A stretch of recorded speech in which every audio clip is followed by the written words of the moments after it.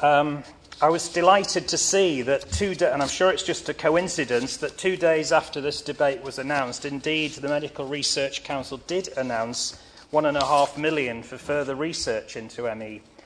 I believe this is an important step showing that leading medical researchers and the government are finally admitting that the current thinking on ME is inadequate.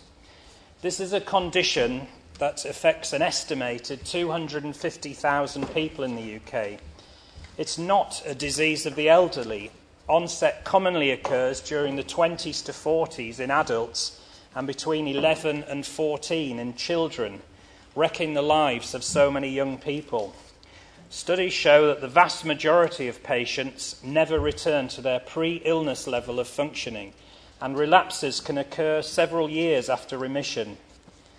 ME is an extremely complex disease for which there is no scientifically proven cause or cure. The main symptom is severe fatigue following almost any mental or physical activity, which does not go away with sleep or rest. This often leads to it being defined under the term chronic fatigue syndrome, or CFS. However, I believe that an important step in changing the misleading perceptions of ME is to recognise CFS as a loose umbrella classification covering a wide range of illnesses where fatigue is a prominent symptom. These may be neurological, malignant, infective, toxic, genetic or psychiatric in nature. Fatigue is a loosely defined symptom which can occur in some degree in a wide range of conditions. Using this umbrella term has further compounded already significant obstacles in the diagnosis and treatment of ME. It is now identified on the basis of at least 9 different definitions, and major problem lies in the fact that different types of illness are also contained under the CFS umbrella. This makes sound scientific research difficult to conduct, as different illnesses have different biomarkers. So a research group which consists of people with completely different physical and psychological causes for their fatigue or tiredness can only have very limited use and certainly cannot lead to the development of any sound findings on the causes of ME. ME, on the other hand, has a very clear definition. The term myalgic means muscle pain, while encephalomyelitis means inflammation of the brain and spinal cord, and represents a clearly defined disease process which has been included in the World Health Organization classification of diseases since 1969. This then poses the obvious question of why research has been mainly focused on psychological symptoms when the very definition of the disease refers to a physiological condition. Fatigue is also a clumsy way of describing a complex range of extremely debilitating symptoms. It's not the sort of fatigue that non-sufferers would recognise. ME, as we heard from my constituent at the start, can be sudden and extreme muscle weakness to the point of not being able to lift a glass. I would ask the Minister what recognition there is in the department that ME is a distinct and different from the much broader term CFS. Equally, in the light of the recent MRC funding announcement, I would urge him to encourage them to focus their research, as treating ME CFS viewed as one homogeneous condition will only encounter the problems I've just outlined. This blurring can also lead to a uniform approach to treatment, which is unreasonable and even dangerous. An indiscriminate blanket approach to treatment was advised by NICE in 2007, no matter what the disease process, infectious agent or psychological condition.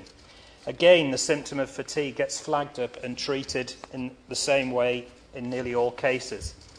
This can be ineffective to many and positively dangerous to others, and this lack of recognition of ME specifically happens at every level. Yet I believe it's essential that GPs have the ability to spot ME early and be able to prescribe appropriate tailored advice. I would like to see the government recognise the many differences and subtleties between ME and CFS, and would urge the Minister to do the same, as the current treatment guidelines are completely unacceptable. I decided to call for this debate because I feel that this is an issue which has been under-researched, and that the lack of understanding and stigma surrounding ME has meant that sufferers have had to live with this condition without recourse to the sort of treatments and research that they deserve. I initially tabled EDM 778 in order to gauge support, and I'm delighted to report that As of yesterday, the 100th colleague signed from all parties have now put their names to it. This shows there is strong feeling in Parliament that significant changes need to be made. There's been a distinct lack of funding into ME research in the last decade.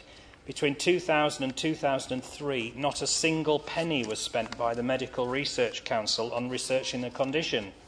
Things did improve, peaking with just over 1.3 million being allocated in 2007-8, but that dropped to just 109,000 in 2009-10.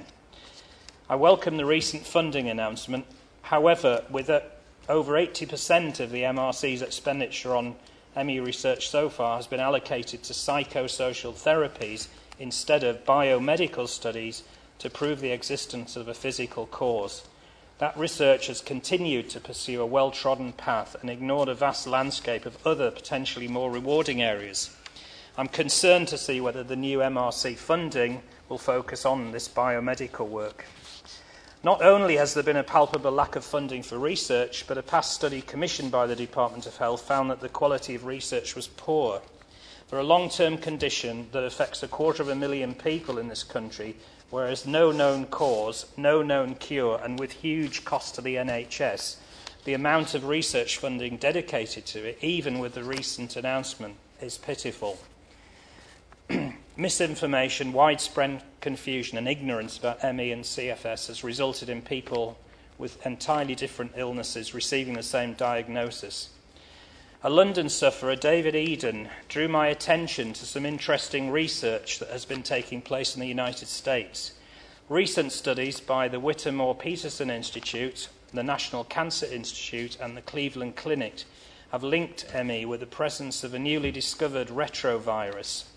Blood from 68 of 101 ME patients was found to contain a human gamma-retrovirus, xenotropic murine leukemia virus, XMRV, while only 8 of 218 healthy patients were found to have the same retrovirus.